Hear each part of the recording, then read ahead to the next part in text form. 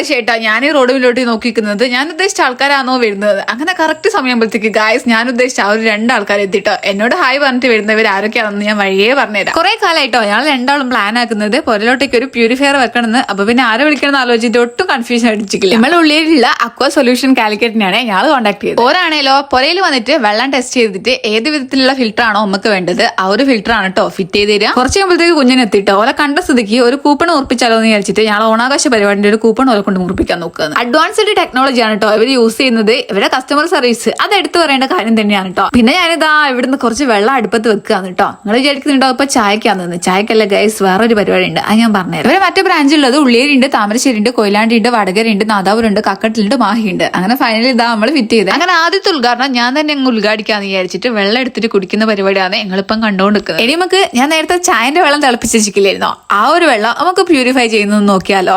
എത്ര മാലിന്യമുള്ള വെള്ളം ആയിട്ടുണ്ടെങ്കിൽ ഇവരിതാ ഫിൽട്ടർ ചെയ്തിട്ട് സെറ്റ് ചെയ്തിട്ട് തരും. എല്ലാതരം ഫിൽറ്ററും അക്വാ സൊല്യൂഷന്റെ അടുത്തുണ്ട് കേട്ടോ. അപ്പൊ ഭാവിയിൽ ഫിൽറ്റർ ഒക്കെ വെക്കാൻ താല്പര്യമുള്ളൂ ഇവരെ പേജ് മസ്റ്റ് ആയിട്ട് ഫോളോ ചെയ്ത് വെച്ചിട്ടോ.